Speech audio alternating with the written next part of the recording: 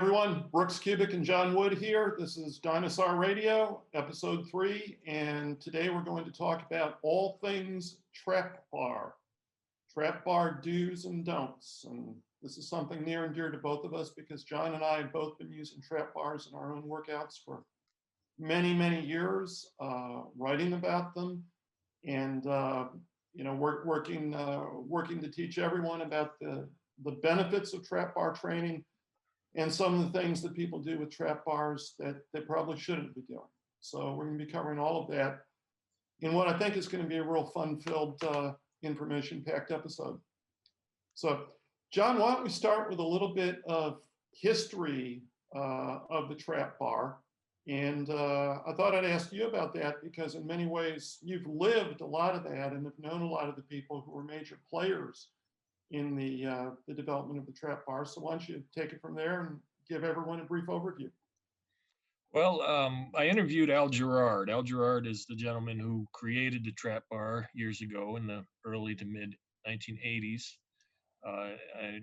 You'll find that interview in trap bar training guides, which are available on Kindle. But the quick and dirty version is that Al created the trap bar back then. I believe I don't remember if it came about because of an injury or what the circumstances were, but in any event, he was an engineer, if I'm not mistaken, and he thought that having the resistance, having the weight in a closer to the center of the gravity of the body as it was being lifted would be an advantage. And as it turns out, he experimented and tried several different designs and found that that was in fact the case. And then he had it as a tool, as a training tool, introduced it to the world as a training tool for deadlifting and for various other movements. And everybody else saw that as well. Then my dad also, somewhere along the lines at that point in time, saw the trap bar and said, "Hey, this is great."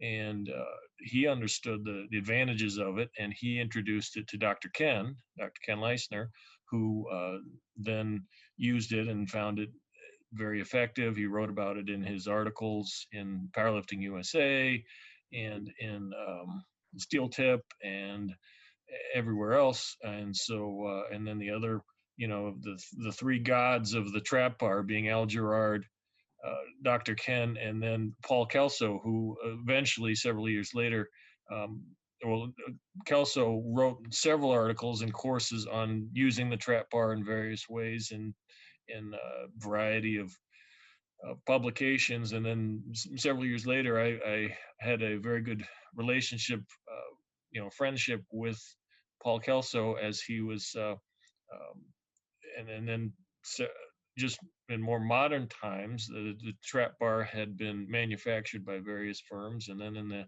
mid to late 2000s, I contacted Al Gerard about bringing the trap bar back to market. And he said, "Hey, go for it," which we did for several years. And so I had a hand in a little bit of the history of the trap bar itself. And it's still a fantastic concept, a fantastic piece of equipment. Al very much should get credit. He doesn't always get his due, but he certainly created something that is very meaningful. To me, it changed training in a very fundamental way, especially for deadlifting, and he deserves a lot of credit. So here we are, and trap bars are ubiquitous. You can get a version of the trap bar in many different places. But the problem is that even with the availability of the trap bar, there's still a lot of bad information that goes around about them. So that's also kind of one of the points of the show today, is to nail down some do's and don'ts and some coaching points and things that'll make trap bar training more effective and more useful, safer, going down the list. Yeah, absolutely. And one thing that I'm going to throw out, two things in the history of the trap bar. One is, I know you're familiar with this photo. There is a photo of Bob Peoples' home gym on his farm in Tennessee, the famous dungeon, which was a root cellar You put a floor in there out of 2x4s, 2x8s, and made a little gym. And on the wall of the gym, there is what seems like a prototype of a trap bar type piece of equipment, except it's not diamond shaped, it's round, but you definitely see it's big enough to stand inside. There are handles to hold on to, and then there are bars sticking out to the side that you load plates on. So it's like, huh, that's kind of interesting given that Bob Peoples was one of the greatest deadlifters in the history of the world. For those who don't know, Bob Peoples, a humble farmer in the middle of almost nowhere in Tennessee. I shouldn't say that. It was the Johnson City area of Tennessee, and that's not really the middle of nowhere by any stretch of the imagination. But out in the rugged hill country of Tennessee, this farmer who gets interested in weightlifting and starts training ends up becoming the world record holder in the deadlift, in the heavyweight class, even though he only weighs about 185 pounds. And this is back in the late 1940s, early 1950s. And his record in the deadlift, which was about 100 pounds ahead of anyone else in the entire world, that record lasted for almost 20 years.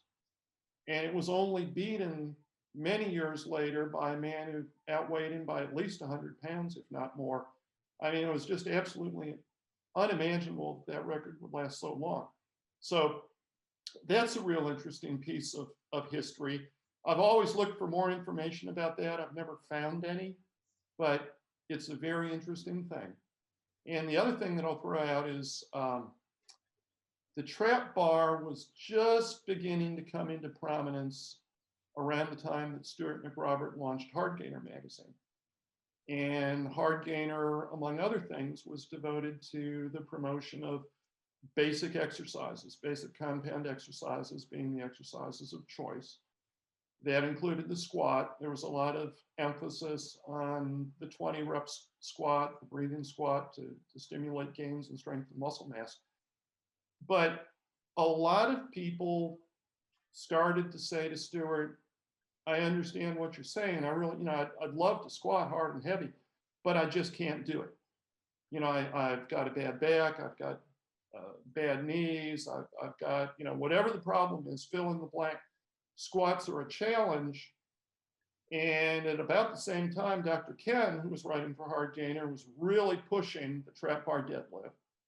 And Paul Kelso later was writing for Hard Gainer, and of course, pushing the trap bar and the trap bar deadlift, the trap bar shrug. And so the readers of the magazine started to be exposed to it, probably more so than any other set of magazine readers in the world.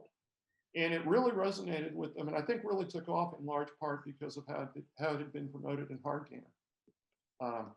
I did an article on form and technique in the deadlift for Hard Gainer, and I basically said in that article, don't even think about doing deadlift training with a straight bar, use a trap bar. It's that much better. And Stuart resisted that. He wanted me to say, use a regular bar if you have one, or use a trap bar, which probably made more sense because some people have one or not the other. But I was pretty adamant at the time that the best thing to do is to use the trap bar. So I went ahead and did an article that essentially became to train your lower body super effectively, use the trap bar. So it's been around a long time. It's been helping people a long time. And to that end, you and I have compiled separate lists of do's and don'ts. We each have 5 trap bar do's and 5 trap bar don'ts. Would you like to go ahead and share something from your do list? Sure. Number 1 on my do list is focus on the basic exercises for which the trap bar was designed and intended. That being the deadlift, shrug, and the row. You could also add in the stiff-legged deadlift, which is also great for. There might be a few other things here and there, but to me, it accomplishes these particular exercises better than pretty much anything else you're going to find out there. In some respects, it mimics a pair of dumbbells, but at the same time, nobody has, or few people will have access to an infinite set of dumbbells with respect to adding weight. You're not dragging the weight up the side of your leg, or it's in contact with your body. You're going to get very strong very quickly. So even if you do happen to have a pair of 100-pound dumbbells, you're going to need 110 pounders very soon. And the trap bar just makes it so easy to add weight or change the weight or adjust the weight as needed. And then something that Al Gerard said in the interview that I did with him is there is no better way to do shrugs, and I would absolutely agree with that. Yeah, I would second that on the shrugs. There's no better exercise. There's no better shrugging exercise than the trap bar shrug. I mean, it is absolutely perfect for that. And the other thing that I'll throw out is that dumbbells, to some degree, mimic the motion of the trap bar. To some degree, the trap bar works better, but dumbbells are closer to a trap bar movement because you keep the dumbbells back in line with your legs, or at least you should, if you're doing dumbbell deadlifts or dumbbell stiff-legged deadlifts. The big problem with dumbbells, in addition to not having dumbbells that are heavy enough, the problem becomes controlling them when you lower them and not dropping them on your foot. I always found when I was doing really heavy dumbbell stuff, I had to do techniques such as pushing my legs out to the side at the bottom as I'm lowering the dumbbells. But, on the final rep, back down to the floor, I'd actually push out to the side to clear my feet, because the last thing you want is 100 or 120 or 150-pound dumbbell landing on your foot. So the trap bar is much safer.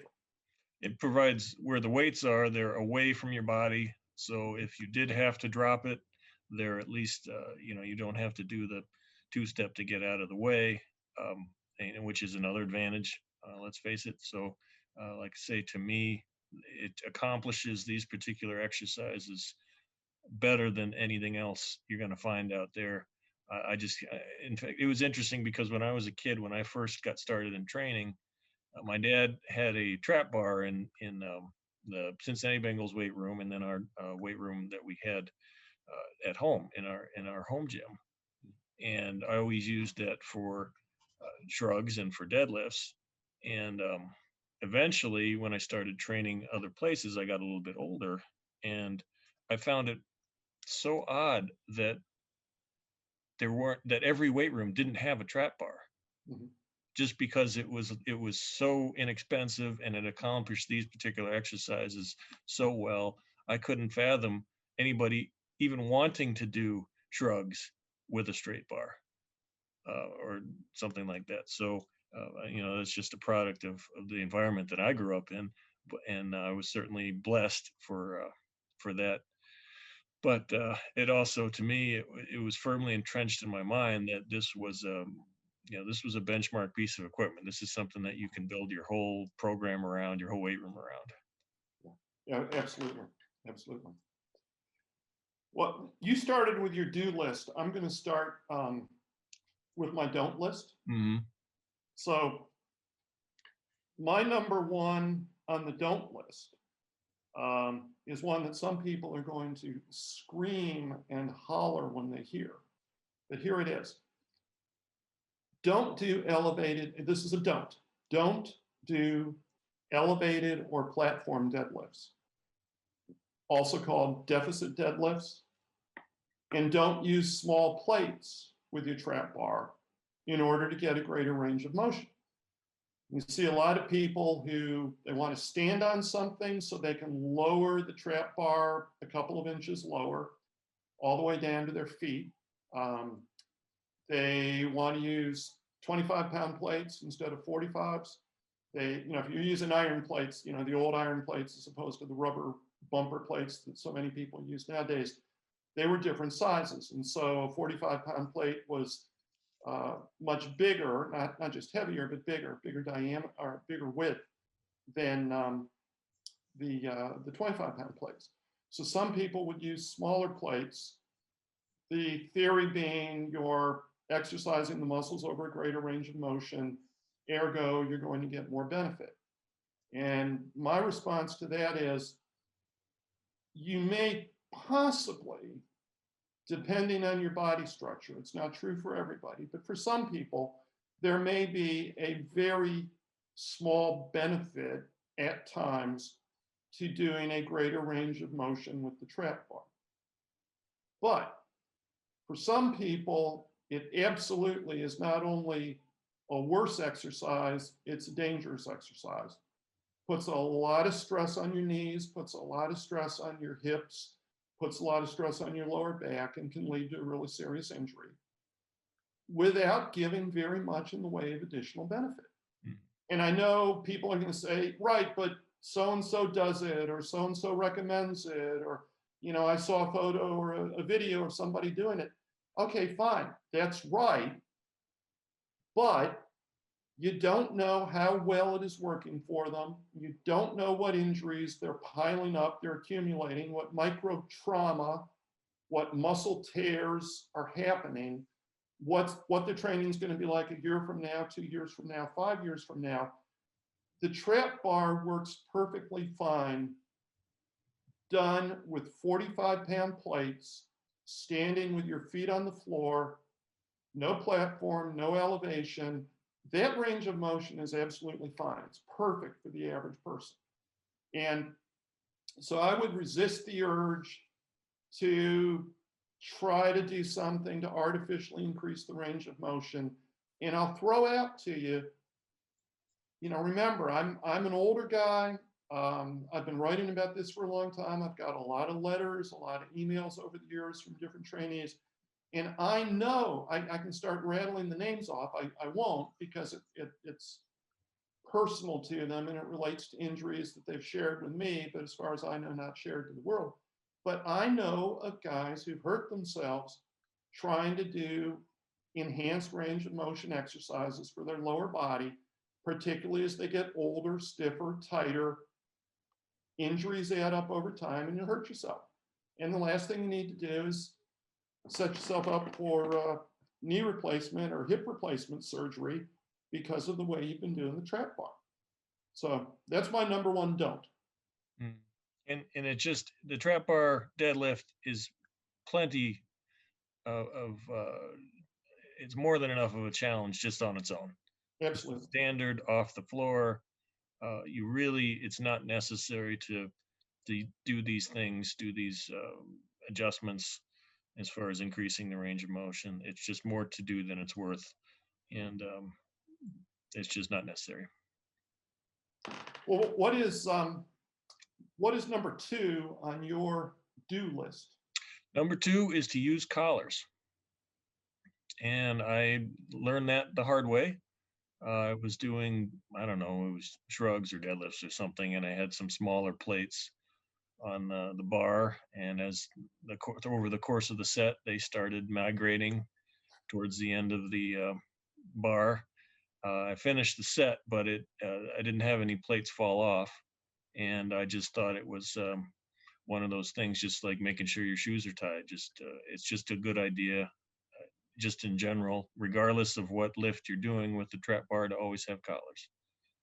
And I would suggest, and this is just me, but I prefer the more substantial collars, either a spin lock collar or an Oki grip collar over the I forget what they're called, but the spring clip collars. I suppose those can last, or those can do the job okay, but I just like having the reassurance that wherever the collar is, it's going to stay in place, and that's just how I do it. So I've had bad luck over the years with spring grip collars. I had 2 sets at one time, and one set wasn't strong enough. They would slide, they would migrate, and so I'd have to use 2 sets of spring collars, 2 collars on each side to hold the plates on the bar, and it was ridiculous. So I'm definitely with you on that one. I'm going to go to number two on my do not do list, my don't list, and that's this. Don't spend big bucks on thick handled trap bars or trap bars with 17 different handles or extra long trap bars. I guess people probably get extra long trap bars to fit into a power rack, and we'll come to that in another one of my points a little bit later. So put that to the side for now. But the bells and whistles aren't necessary. You can get a wonderful workout with a very basic, simple trap bar. I actually always preferred the Gerard trap bar because it was simple. It was as basic as could be. You know, one handle that was flush with the bar. It worked perfectly, cheap, inexpensive, solid as could be, and I really liked that. So my thought is, don't go out there and buy some super high tech expensive bar. You don't need it. You can take that same amount of money and you can buy a trap bar, and then you can buy other pieces of equipment, and you end up with a whole lot more. Or you can buy a trap bar and buy more plates. I mean, that's always a good thing to do. But that's one of my points. And a related point is this. You and I both write an awful lot about the use of thick-handled bars. And thick bars are a very good training tool. But when someone says, I need to spend an extra, $200, $300, $400 to buy a thick-handled trap bar, I look at that and I think, well, what's the point? Because you can train your grip very effectively with a much less expensive thick bar. And if you have thick handles on a trap bar, that limits the weight that you can use.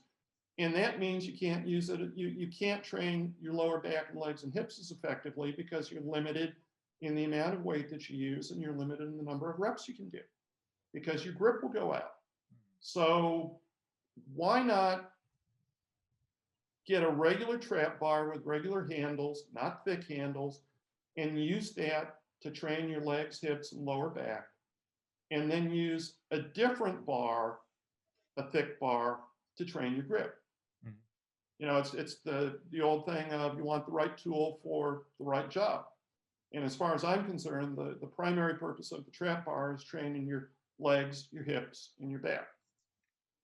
Absolutely. I think that if you want to get a trap bar, they have models with rotating different grips, two or three. It's usually the standard model is 3 different diameter grips. If that's something that you want to do, go for it. But at the same time, I think it's an added expense that doesn't really justify the extra cost. If you want to train with thick bars, then get a thick bar, because if you look at the nature of how that exercise is set up, or a thick handled trap bar, you're not going to get the rotational aspect to it like you would with just a regular thick barbell. It's going to take a very good grip exercise and make it into a lousy leg exercise. So you're not going to get the full benefits of the thick bars. You're not going to get the full benefits of the trap bar movement. So to me, it's just added expense without, which is not really value. Maybe that's just personal preference, but in any event, I think it should be noted. And one related point, you often see people who say, I need a special giant size trap bar because I'm so big I can't fit inside a standard trap bar. Now, you're pretty big and you fit inside a standard trap bar.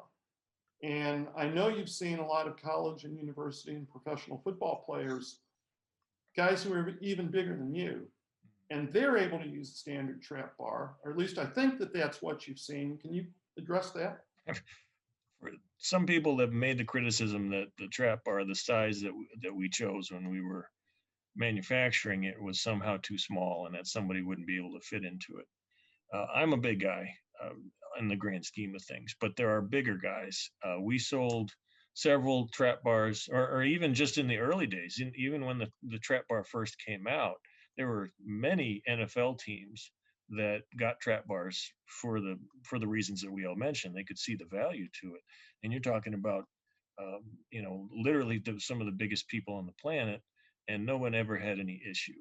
At one point in time, we had Thomas Gawines, who was a great player for the University of Michigan several years before I got there, and he tried out with the Washington Redskins, and they had to make a special helmet for him because whatever the helmets were, his head was so huge. He was just a huge human being. He was about 6'5" and about 350 pounds. He was just a giant. And but Thomas Gwines, when he got done with his NFL career, he worked as a police officer in Ann Arbor, and he came over one day and we had him use the trap bar. And I said, you're not going to find a bigger guy than that. I said, is there any reason whatsoever that you think that this would be too small? It doesn't fit. He said no.